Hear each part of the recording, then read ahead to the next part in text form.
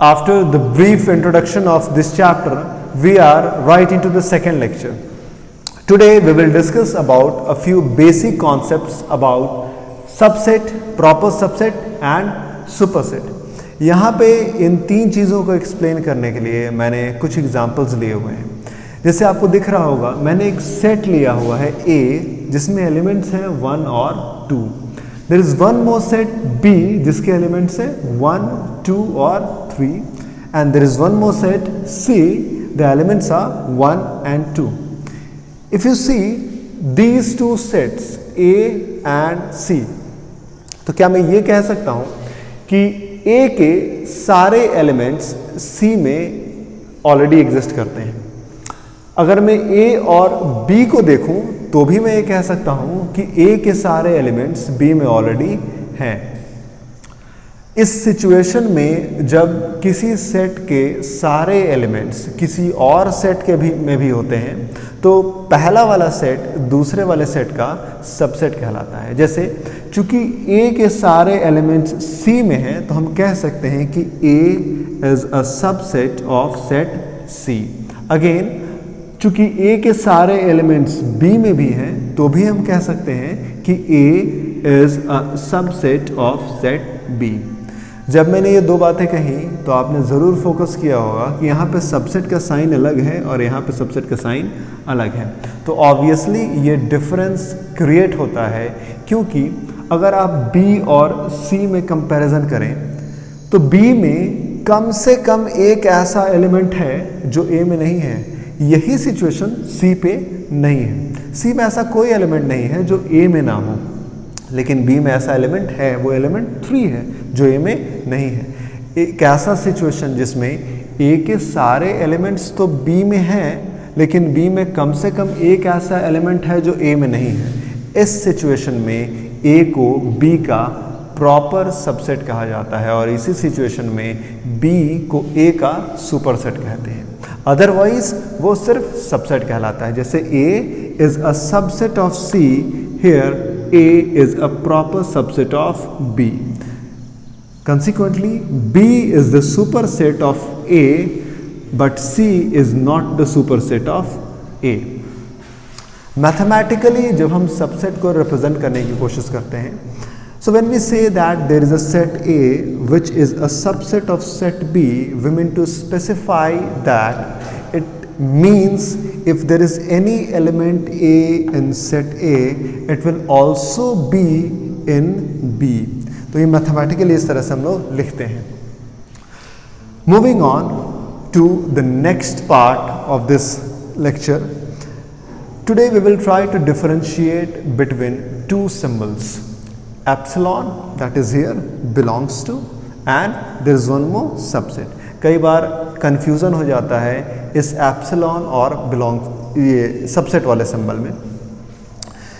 Confusion इस question को देख के क्लियर होता है कि क्या है एक्चुअली कन्फ्यूज़न. अगर मैं सवाल ये पूछूं कि एक सेट है A जो बिलोंग कर रहा है B को, तो जब मैं कहता हूँ कि कोई सेट है जो किसी और सेट को बिलोंग कर रहा है, इसका मतलब ये नहीं है कि उस सेट के सारे एलिमेंट्स दूसरे वाले सेट में बिलोंग होंगे. एक्चुअली उसका मतलब ये है कि वो सेट खुद ही एक एलिमेंट के तौर पे एग्जिस्ट कर रहा है सेकेंड वाले सेट में. ये मतलब है A बिलोंग्स टू B का. सेकेंड चीज़ जो दी हुई है इस क्वेश्चन में वो ये है कि B is a subset of C. यहाँ पे सबसेट दिया हुआ है, इसका मतलब B के सारे एलिमेंट्स C में हैं. तो एक कॉन्क्लूज़न ड्रॉ किया गया है कि अगर ये दो चीज़ें हैं तो क्या A C का सबसेट हो जाएगा. तो ओवरऑल ऊपर ऊपर से देखा जाए तो लगता है कि हाँ ये स्टेटमेंट बिल्कुल ट्रू है, लेकिन एक्चुअली में स्टेटमेंट फॉल्स है. हम देखेंगे कि स्टेटमेंट फॉल्स क्यों है. उसके लिए let's take an example. A में मैंने एक ही एलिमेंट लिया है, सपोज 1. एक सेट है जिसमें एलिमेंट है 1. B में हमने इसको फॉलो करते हुए, चूंकि इसने कहा था कि B में A ऑलरेडी इंक्लूडेड होगा, तो A पूरे सेट को एलिमेंट के तौर पे हमने डाला हुआ है B में, और एक और एलिमेंट मैंने ऐड कर दिया उसमें 2. सपोजिशन है, we are just taking any random sets. Now I am taking a set C जिसमें इसको ये चीज़ फॉलो होनी चाहिए कि B is a subset of C। तो B is a subset of C का मतलब होता है B के सारे एलिमेंट्स C में होने चाहिए। तो B के एलिमेंट्स में ये है 1 सेट के तौर पे, और B 2 जो इसमें डल गया। एक और एलिमेंट मैंने एक्स्ट्रा ऐड कर दिया 3। तो हमारे सामने ये 3 सेट हैं जो इसको बिल्कुल फॉलो कर रहे हैं। तो ज़रा देखते हैं कि क्या A C का सबसेट आया या नहीं आया। ए सी का सबसेट तभी कहलाएगा जब ए के सारे एलिमेंट्स सी में हों। तो ए में एलिमेंट्स देखते हैं कौन सा है, सिर्फ 1। तो ढूंढते हैं कि सेट सी जो हमने बनाया हुआ है उसमें 1 है या नहीं है। तो सेट सी आपके सामने है। तो कई लोग इसमें कहेंगे कि हाँ 1 है, तो यहाँ पे है, लेकिन एक्चुअली में यही बात गलत है। वो 1 एक एलिमेंट नहीं है, 1 किसी और सेट का एलिमेंट है, और वो सेट इस C का एलिमेंट है यहाँ पे। तो 1 और ब्रैकेट के अंदर 1, ये दोनों चीज़ें सेम नहीं है। तो इससे क्लियर हो गया कि ऑब्वियसली 1 A को तो बिलोंग करता है, लेकिन ये C को बिलोंग नहीं करता है, इसलिए A जो है वो C का सबसेट नहीं कहलाएगा। Moving on to the second part of this lecture is we will be talking about cardinal number of a set. अगर ये सेट A है जिसमें एलिमेंट्स हैं 1, 2, 3 एंड 4, आप देख रहे होंगे, तो कितने एलिमेंट्स हुए इसमें? एलिमेंट्स हुए 4। तो actually cardinal number of a set होता है उसके नंबर ऑफ एलिमेंट्स के बराबर। So we will say that the number of elements of this very set is 4, और in other words the cardinal number of this set is 4। Very simple. Further we will be talking about the equivalent sets and the equal sets.